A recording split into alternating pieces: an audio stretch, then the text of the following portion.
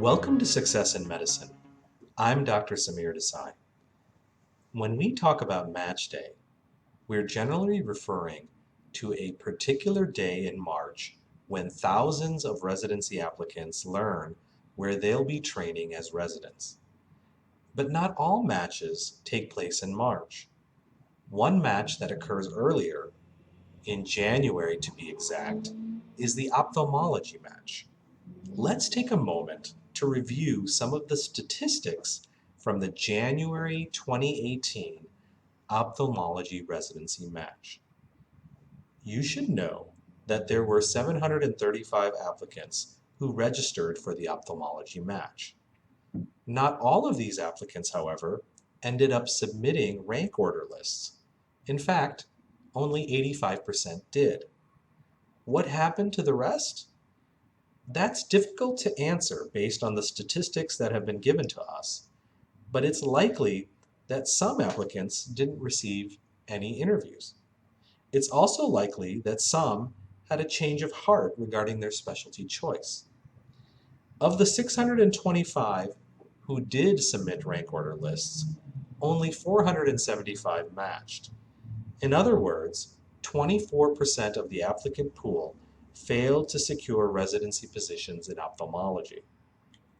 What we can gain from this is that ophthalmology is a competitive specialty, and it has been so for many years. And in the years to come, it's likely to remain just as competitive. Therefore, the ophthalmology applicant must have a sound strategy to maximize his or her chances of matching successfully. And today, I have with me on this episode of the Success in Medicine podcast a very special guest. Sudip Thakar is a fourth-year medical student who just received some great news. He matched into ophthalmology. To give us detailed information on how applicants can match successfully into this field, Sudip has joined us to provide valuable insight and perspective into the ophthalmology residency selection process. Sudip, I want to thank you so much for joining us here today. I'm really excited to have you on this episode, and I want to start by having you tell us a little bit about yourself. Thank you, Dr. Desai. It's great to be here. I'm born and raised in Houston. For undergrad, I went to the University of Houston where I majored in biology. Right now, I'm a fourth-year medical student at Baylor College of Medicine, also here in Houston. And I've recently just matched into ophthalmology at Northwestern, which I'm extremely excited about. Sudip, congratulations on your recent match. I know that had to have been one of the great moments in your life. Tell me what that was like and how you heard the news.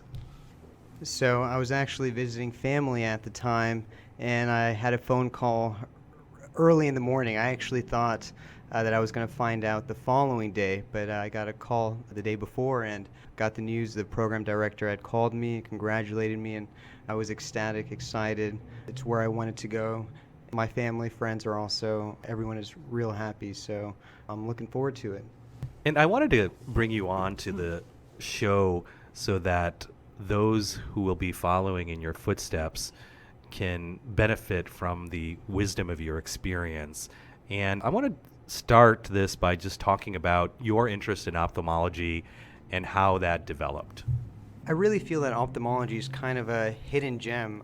When I went into medical school, I never thought that ophthalmology would be a field of choice that I would decide to pursue. But what I really love about it is that it's a great balance between sort of getting the hands-on side of medicine, being in the operating room, but also being exposed to a wide variety of pathology. Of course, in the eye, there's so many systemic manifestations that you can see. And so I really like that balance, and especially the surgeries. I think the surgeries are extremely elegant, very precise, nuanced.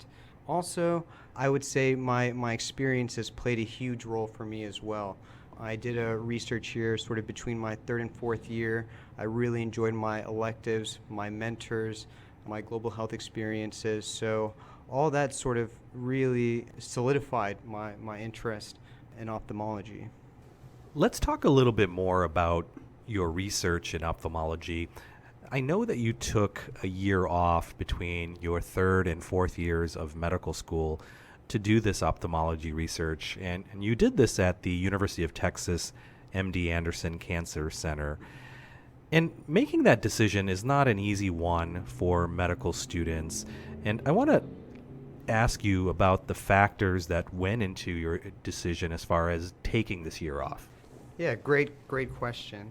So for me, it was really twofold, I would say. First, I knew I was interested in ophthalmology, but I wanted to have more exposure to it. And then secondly, I never, prior to that point, ever really had any experience in research. I wanted to develop a greater background in that. And now as I look in retrospect, I'm very grateful for having done that research here, because all the opportunities that I had the chance to take advantage of and the connections that I made. So I really encourage, if you are interested in maybe doing a research year, to find a mentor, talk to your dean, and see if it's feasible with your curriculum. So medical students who are considering taking some time off, perhaps a year, to do ophthalmology research, students have a lot of different options as to where they should perform this research. They can do that at their own institution, or they may select to go elsewhere to do their ophthalmology research. What advice can you give students who are trying to decide where to spend their research year? I think foremost, I'll preface this by saying the earlier you know what you want to do, I think it really serves to your advantage, because you can start working towards that field, towards that profession. And so I think finding a mentor, someone that you identify with, someone that you can see as sort of a role model for you, that you want to emulate, that you want to be like, I think that's very important. And finding that individual, can be a little tricky, of course, but I think being on the wards is a great sort of asset to take advantage of when you're working in teams. If you're working with an attending that you can really identify with, I think that certainly helps. But also meeting with mentors ahead of time, trying to establish a good rapport. And once you find an individual that you've really been able to connect with, and maybe you've already done some research with, at some point you can always ask if this opportunity to do more research under their mentorship is possible.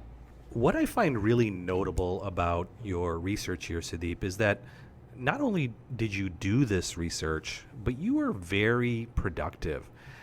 In looking over your CV, I count 11 publications that have been either published or accepted in such journals as Ophthalmology, Ophthalmic, Plastic, and Reconstructive Surgery, Anesthesiology, and Case Reports in Anesthesiology. And all of that is since 2016, when you started your research. So clearly, you have been very, very productive. And one of the most common questions I get asked from medical students is how they can be productive during their research year. How did they take it from being a participant into bringing it to life through publication and presentation? So I wonder if you would be so kind to fill us in on your secret. So actually, I think that the secret is very simple, straightforward, and it's just sheer hard work. And that means being able to identify opportunities when they arise and taking initiative. For example, when you're on the wards, if an interesting case comes your way, maybe ahead of time doing a literature review, a literature search to see if there's any well-documented cases, and if there isn't, to talk to the attending to see if this would be a good report to write up, or being involved in retrospective studies. I think, unlike in college where it's a challenge, I think, to find research opportunities, and when you're in medical school, I think there's just so many opportunities out there, and residents are a great resource as well, and they usually have projects that they're working on that they need help with, either with the data mining or with the literature review. So I think those are excellent starting points. Earlier you mentioned the importance of identifying a research mentor. And I often tell medical students who are thinking about doing research to think very, very carefully about the research mentor that they choose to work with. What was it about your research mentor at MD Anderson that made her stand out? And what should students consider in selecting research mentors? So I think going back to a little bit what I had said before is finding an individual that really you can see as your role model and someone who you want to be like, I think is very important, and conveying that to them as well. And sometimes it may take time to develop that, but I think as long as you show initiative, you're a hard worker, you take an interest, I think finding that mentor is very possible. Now, you've been able to explore the specialty of ophthalmology in other ways. Yes, you did this research, but you've also done substantial volunteer work in ophthalmology. For example, you spent some time volunteering at an eye hospital in Jerusalem. How did you come to learn of this experience, and what was it like? It was quite innocuous, to be honest. It was so my mentor was she's involved with the eye hospital in Jerusalem, and she was working on a presentation that she was going to give, and it was some technical issue that she needed help with about using a video for a presentation. And then later on, I'd asked her simply if I could go visit the eye hospital, volunteer there, and then just a few months later, I was on a flight to volunteer at St. John Eye Hospital in Jerusalem. And that was really, really a phenomenal experience and opened the window to me to global health, global ophthalmology, and the sort of impact that one can have as an ophthalmologist in some of these underserved communities. So I wonder if you could tell us a bit more about what you did in Jerusalem. What was that experience like? Yeah, so I think for me what was the most, and it was all really just a unique experience, but what meant a lot to me was I was able to join the mobile outreach team, which would go to some of these underserved communities in the West Bank.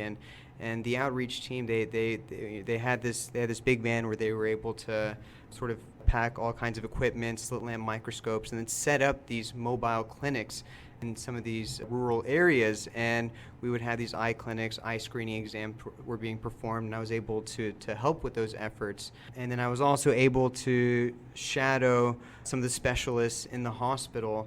And I think, just as an example, the number one cause of blindness worldwide, cataract, and it really can be so debilitating. And oftentimes patients may think this is just a natural part of aging, but after a cataract surgery, the very next day it's just sort of night and day in terms of what they were able to see and do before. They're able to see their grandchildren. They're able to do the things that they enjoy doing. So you really can have sort of a high socioeconomic impact. What was wonderful about your experience at the eye hospital in Jerusalem is that you were really able to share your experiences with others in some different ways. And that's something that I recommend that all students who provide service abroad consider doing. And I think it's important because it can inspire other people to do the same, and it can also really enhance your CV. How did you share your experiences? So my mentor has a symposium that she hosts, an orbital oncology symposium, and part of it she has this global humanitarian aspect. So I was able to present there, and then also I was able to be involved with the organization, the Order of St. John, that is a philanthropic organization that supports the eye hospital there in Jerusalem, and they have a chapter here in Houston. So I was able to be involved with that and to talk about my experiences at different events and to eventually become a member within the Order of St. John. I want to shift gears now. We've had a chance to talk a bit about research and volunteering in ophthalmology. I want to talk more now about the ophthalmology clerkship. What are some tips that you can offer students who are preparing for their ophthalmology rotation? I think there's a couple of things that can definitely be done. I think the ophthalmology clerkships, just because you don't necessarily get as much ophthalmology exposure prior to then, I think some of the things that you can do is, one, of course, review your material that you learned from your preclinicals. There's a great sort of book for people that want to have a very preliminary overview of the different areas of ophthalmology, and it's actually quite high yield. It's a book by Timothy Root, I believe is his name, and the book I think is called The Ophtho Book, and I think that's a great introductory book to have, and one that I had read cover to cover before I started my clerkships. Then while I was on my clerkships, I also carried around a couple of the books, the Will's Eye books. They have these color atlases and some brief synopsis of various conditions, which I thought was also very useful. I think another thing, if you're able to do, is if you can become somewhat comfortable maybe have a senior medical student or a resident, if they can sort of show you how to use a slit lamp microscope, I think that may be helpful as well. Knowing your 8-point eye exam. And I think the rest you'll really learn on the clerkship. But I think what's important, though, is while you're on the clerkship is to really work hard, be the first to be there, be the last to leave, and to take initiative. Some of our listeners may not realize that the ophthalmology match is an early match. What that means is you're on a different timeline than most other people. What implications does this have for medical students in terms of planning and applying for residency positions? I would say that planning to take your electives in ophthalmology early on is important, especially if your medical school perhaps only has a limited number of ophthalmology electives and say you have multiple students applying. I think being able to plan out sort of trying to take those electives early, maybe coordinating with the other medical students when would be good times to take the electives so there's no really overlap. I think so planning ahead of time I think is definitely important. And then also planning for your letters of recommendation from clerkships that you take. And if you do an away rotation, that will most likely have to be, I think the earliest you can take it is maybe July. But I would say just plan ahead of time for your electives and when you want to take them, where you want to take them.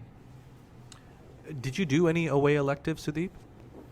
I did not do any away electives. I did all my clerkships at my medical school. They have numerous electives offered, and so they had also kind of mentioned that you don't need to do aways if you don't want to. However, if you really have a strong interest in going to a particular program, it's something to consider, but also know that kind of when you're there, you're also sort of on audition, if you will. But I know people that did aways at programs that they really wanted to go to. They did awesome. They were a rock star, and then they ended up matching there. Sudeep, I know that you had a chance to interview with a number of ophthalmology residency programs across the country. What were interviews like?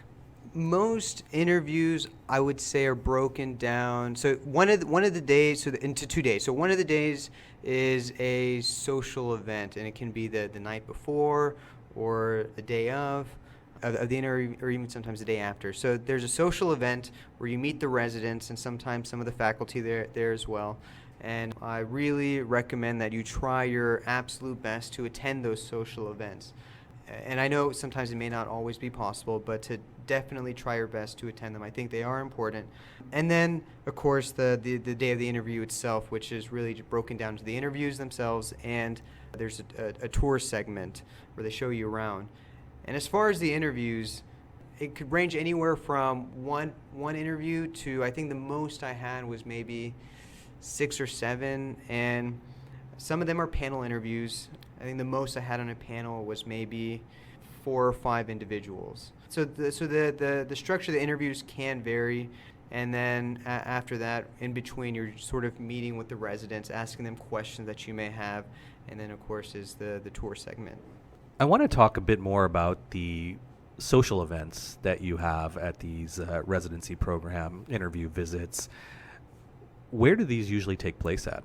So they can be different locations. I had some that were at a restaurant, some that were at one of the residents' homes. One was in the clinic area, so they could also show you around the clinic and have the social there as well. So there are different places that they can occur. Did you find that these social events were largely with the residents, or were there faculty sometimes present? Most of the times they were with the residents, and on occasion, on a couple of them, there were some faculty present. Do you recall any unusual situations or interesting things that happened at these social events? I think most of the people in ophthalmology are pretty normal for the most part. So they're enjoyable. You just you meet other applicants, which is fun, and you talk to the residents, and you get to they answer any questions you may have. So I think that overall they're a very low stress setting. Let's talk a bit now about the interview itself, and I want to talk to you about some of the questions you encountered. And I know that medical students are always wondering about difficult questions or unusual questions that may come up in an interview. What are some of the difficult or unusual questions you experienced on the interview trail? So most of my questions, I think, were pretty standard. It's difficult to recall any questions that really kind of threw me off. I think most of the questions were bread and butter questions. Why are you interested in ophthalmology? Why do you want to come here? Tell me about yourself. I would say the tell me about yourself question is a very important question, though, because I think it can lay the groundwork for the rest of the interview in terms of being able to talk about things that you mention and bring up. But for the most part, they were very conversational. Do you feel like when you're answering the tell me about yourself question that the next question that the interviewer would ask would be based on something you brought up in your tell me about yourself answer? Oftentimes, yes, they would follow up with things that I brought up in my tell me about yourself question. Of course, there were times when they also had certain questions that they wanted to ask, but in a lot of the cases, it would just kind of be very, just kind of flow naturally from there onwards. And you're someone who's been involved in a lot of different activities, both related to ophthalmology and outside of ophthalmology. I'm just curious, with your involvement in research, your volunteerism, your teaching, what are some things that interviewers seem to always want to talk about? Yeah, great question. I think if you've done activities, if you're involved in interest groups, or you've done global health experiences or research experiences, those are absolutely things that will be brought up and that you can talk about. And so if you do decide to do, say, a research year, I think making it a very productive year is definitely in your benefit, because it'll provide a lot of content to talk about that interviewers are interested to learn more about. So I think there are things that if you're really passionate about, it'll show up and come up in interviews, and you can really show that passion to them. What other advice would you give to medical students who are preparing for their ophthalmology residency interview?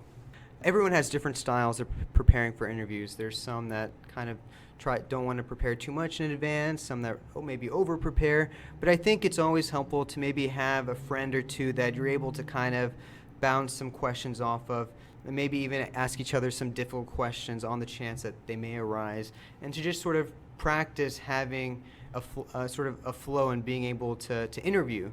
And some people do mock interviews, which I think is also great, and to look into your own medical school to see if they have any resources, or ask your mentors if they're able to, if you can have a mock interview with them. Any additional recommendations for our listeners interested in ophthalmology? So going back to kind of what I said, I think one of the most important things, and one of the things that really inspired me were my mentors, especially my mentor at MD Anderson. So I think finding a mentor is very critical to opening doors and to having opportunities that you can take advantage of. And so I would say that's very important. And then, of course, just showing interest.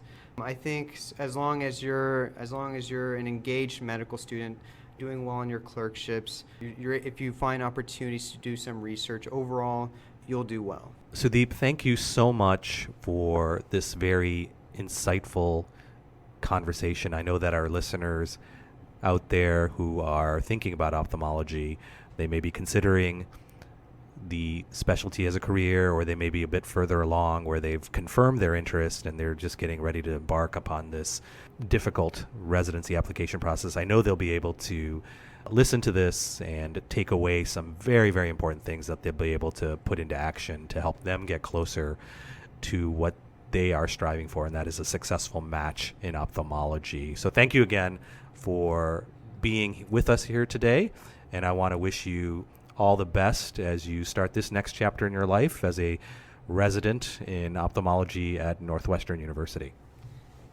Thank you very much, Dr. Desai, for having me here today.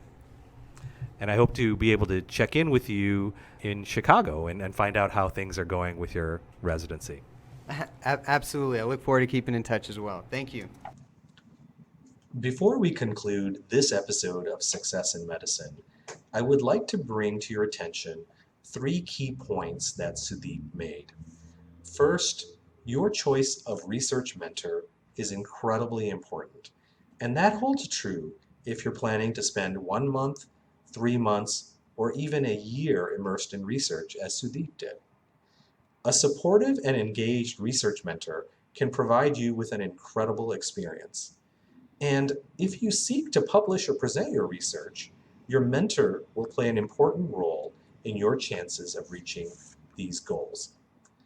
So as you consider different mentors, please do your due diligence to find the mentor that is the right fit for you.